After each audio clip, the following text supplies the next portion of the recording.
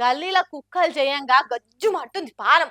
చిన్నోళ్ళు పెద్దోళ్ళన్న చిన్న సూపు లేకుండా పెద్ద పెద్ద కాట్లు వేటవాటినాయి కుక్కలు అని మస్తు ముచ్చట్లలో చెప్పుకున్నాం కదా. అయినా ఇంకా చాలా జాగలలో అవిటితోని బాధలు అట్లనే ఉన్నాయి. అందుకే గీసారి కుక్కతోనే కంప్లైంట్ ఇప్పించిండు. హగో గట్లెట్లయితుంది అంటారా?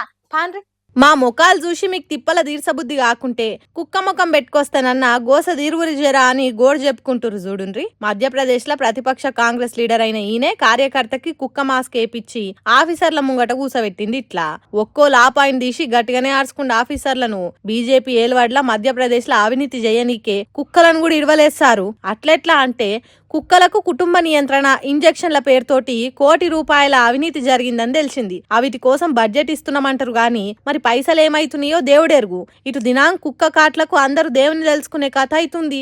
ఇప్పటికైనా వీధి కుక్కల బాధ తీర్చుండ్రని ఈ తీర్ల కంప్లైంట్ చేసిండు. పసిపిల్లల్ని కూడా పగబట్టినట్టుగా అరుస్తున్నాయి. బజార్ల పొంటి బయటికి వస్తే పిక్కలు వీక్క తినుకుంటా సుక్కలు చూపియబట్టినాయి. జనాలను ఏమన్నా చేయండి గానిగో ఈ సార్లను మాత్రం గర్వకుర్రని కుక్కలతో మాట్లాడినట్టే మజాక్ చేసిండు జర్సేపు.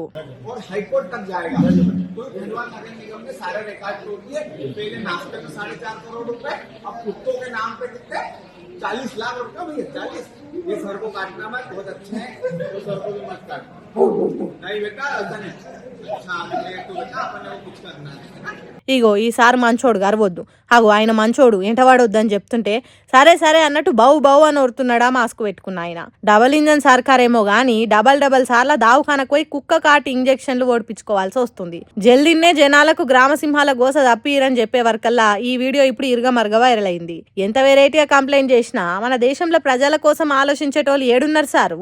పిల్లల పానాలు పోయినప్పుడే ఆలోచించనోళ్ళు గిట్ల కుక్క మాస్క్ పెట్టి చెప్తే ఏడింటారు. సుద్దాంతి ఎవరో ఒకరు ఏదో ఒకటి చేసి ఈ వీధి కుక్కల బాధను మొత్తం దేశం మొత్తంలో ఎక్కడ లేకుండా చేయుండ్రని బాతులాడుతుర్రు బజార్ కుక్కల బాధితులంతా.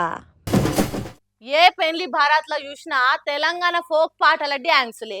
బాషింగా బాషింగా బలాలే లగారే సౌండ్ సాలా దంచి కొట్టు డీజే వాలా చీర కొంగు అప్పకుంటే నాయి ప్రమీలో రాతిరిలో ఇగో గిసొంటి పాటల మోతే మోగుతున్నది. సోషల్ మీడియాలో ఆ పాటలకు డాన్సులు వేసిన వాళ్ళు కూడా మస్తు ఫేమస్ అవుతున్నారు. పాటలతోని ఫేమస్ అవుడు సరిపోతలేదేమో ఇగో గిట్లా కూడా ఫేమస్ అవుతుర్రు. ఒక్కటి రెండు పాటల జంటగా నటిస్తే చాలు పెండ్లా మొగల కంటే ఎక్కువ చేస్తున్నారుగా కొందరు. తెలంగాణ ఫోక్ సాంగ్లకు డాన్సులు వేసే ఈశ్వర్ సాయి అనే పిల్లగాడు, మాదిరి రాథోడ్ అనే పిల్ల ఇద్దరు కలిసి ఇగరం తక్కువ పనులు చేస్తున్నారట.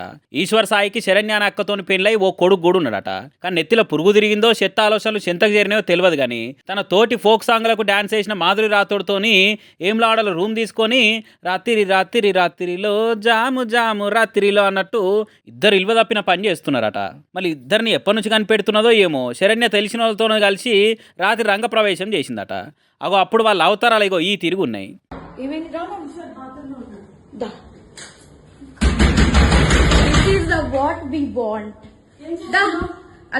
ఇది నీకోసమే మేము వచ్చాం. యాక్చువల్లీ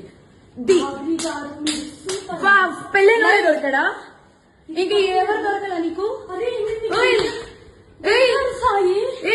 బిడ్డ మీద ప్రేమ లేదా రే?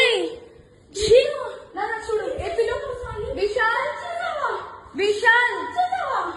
ఇదిగో ఈ అమ్మాయి సిగ్గు శరము ఇజ్జతి మంచి చెడు అనేది గాలికి పెట్టి పెళ్ళాం పిల్లలున్నా ఇంకో మంచితో ఎట్లుంటాడు?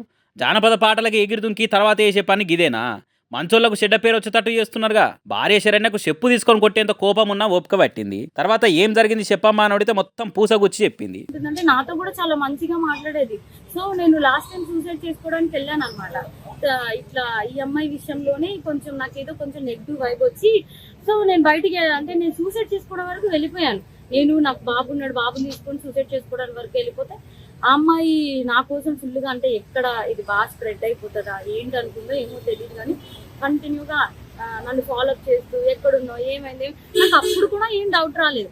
తర్వాత చూస్తే మెసేజ్లు ఇవి అవి అన్నీ చూస్తే ఇలా రావాలి మీ అన్న రావాలి.